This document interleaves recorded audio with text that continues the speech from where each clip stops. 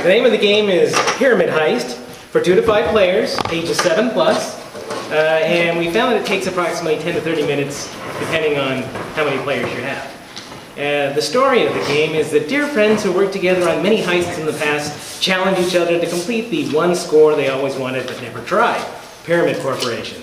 Each burglar must work their way out, scoring money along the way, and hoping to be the one with the most money at the end. This is a board game designed by Josh, Adam, Nathan, Robert, and Stephen. Okay, so as we're setting up here, this is the pyramid that we're playing against. And we've all got a color to start with. We all get 3 bills. Sorry, I forgot you. No, that's all right. And these are our starting locations, essentially. And what we're trying to do is work our way towards the end by accomplishing goals that are set by each of the locations. For example, I have a password-locked elevator, and there are 2 requirements to get past this particular obstruction, and that is requiring a stealth of 6 and an information of 6. Now, because the printer didn't get our cards back in time, we're still using playing cards. So we've defined like stealth to be a diamond and information to be a heart. So, yeah, the third requirement that you might be necessary for obstructions is force, which is represented by clubs currently. You're currently using spades to represent a variety of special effect cards we can play. As the game progresses, each player takes their turn. Each player is sort of Each player is required to play at least 1 card on it at every turn. They can play it on any of the available spaces of the tier they've currently been reached. These tiers are marked by these handy color tokens currently. Mm-hmm. In order to go up to the next tier, you first have to clear at least one obstacle on the tier you're currently at. Yes. So when you do so, you get a certain amount of cash. Just you get flying around. Yeah, as you achieve each objective, on the first tier you get $100. Well, 100,000. No, Second tier, 2, 3, and then 4 is the final amount of money. When this final one is cleared, the game ends, and whoever has the most money wins. So, starting with the game, since I dealt, Stephen would be first here. So, in every turn, you get to draw a card. Person whose turn it is has to play a card no matter what. Now, with the cards that you see here, there are suits and numbers located on each one. You do not need to have the actual value. So this is a 4 of clubs right here. You do not need to have a 4 of clubs. You can put down any clubs on this as long as you beat the number that is on this face of the card. So you can put down, actually you could even put down a 2. It doesn't matter. You are building up to beat that 4 or whatever, but you have to beat both. Each person plays a card, and after they play that card, everybody at the table will then get to counter with one of those special cards, or actually is all spades and also some of the face cards. We actually have a list here, and you'll see what some of them do. So let's go ahead and start with the round here.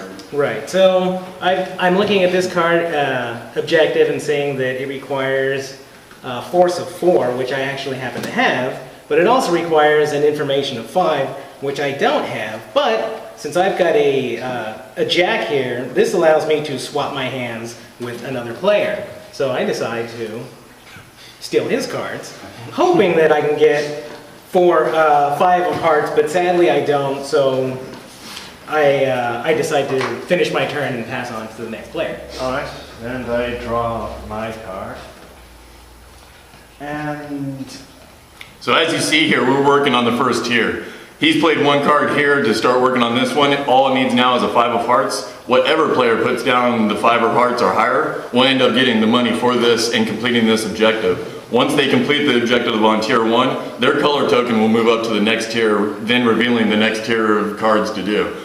The next set will also have the suits and numbers on them, but each tier going up will be 1 number value higher than whatever it says on the paper. So if this says a 5 of hearts, it will actually be a 6. This will also accumulate going to each tier afterwards. So this will be +2 whatever the numbers are, and this will be +3 whatever the numbers are, making it exponentially harder as you go up the tiers. Alright. since I can't actually clearly do these objectives on my own currently, I'm going to put a weak card on this one with hopes that someone else will make it easier to get to the next step for me, since I don't want to make it too easy for them to do themselves. Also, since I have the ability to play cards on off my turn after he's already played one, I will play a card to steal some of his money. Now this card that he played are only the special cards, which are basically what we call utility cards. You have two sorts of cards. You have action cards that will complete the obstacles on the board, and then you have utility cards. After a player on their turn plays one of the action cards, each player going in an order will be able to play one of their utility cards. Then it will go back to that player, and he can play another card again if he still can play.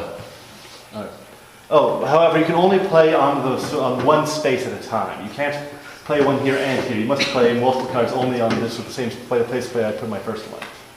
All right. Okay, I'll draw my card.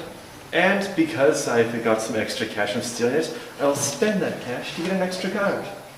So now you see as he's spending cash. Cash here, all cash is one, we can consider it $1, $100, whatever. One bill will buy you one card. You can buy as many cards as you want on your turn.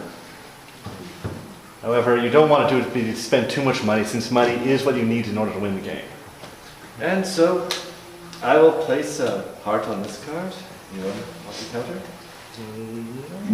Then I will take the chance to play another card, which will advance me up a tier as I get an extra bit of cash. And I will reciprocate with stealing the cash. So I've moved a step ahead, still have the second tier of challenges, and everyone else is in my dust. And now this also completes his turn. Even though he could play as many cards as he wants, he already completed one objective, so we would not allow a person just to keep playing, then keep playing, and keep playing, to go all the way up the tree. So you can play as many cards or until you finish an objective. But with it being my turn, I will take a card. Play that there. And then, any counters from anybody? No. I will move this over So, here. the Queen of Spades is actually going to move the action card or any action card on the table to anywhere he wants it. And I'm going to actually end my turn on that because you screwed me up.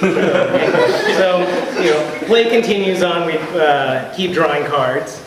And let's see, I'm forced to play a card. Every single time I'm going to steal a card because I'm not finding anything to play. And since we're all burglars, we don't mind cheating each other with little tricks. Go ahead, take this card. And I see that to play, and unfortunately that's all I can do, so I end my turn. All right, and I draw. Yeah, we should move to the end. Yeah. So that's the basic flow of the game. And we work our way up until we get to the end, and a lot of the, I guess, fun of the game is playing these utility cards to exchange hands, steal cards, steal money. We are able to move, as you saw earlier, Swap objectives. swap other cards around. Play cards to stop someone's turn right there. Yes. And that's about it. The overall objective is the person with the most money wins the game, and we were trying to balance this. We haven't gotten to fully find out if it works. But with each tier being worth 100, 200, 300, and 400, and you also start with 300, we were trying to make it possible to win the game without actually having to get this last one. I mean, if you played it smart enough and you saved your money and you got enough of the lower tiers, that you should still be able to win the game without beelining it straight to the end. Well, one last rule, it is possible, though you don't have to play on the tier you're currently at, you can also go and farm cash from some of the lower tiers if you don't have anything that can play on that's useful on the upper tiers. Some important strategy there, actually. Very good. Cutthroat as well. Yep. Thanks, guys. That's really good.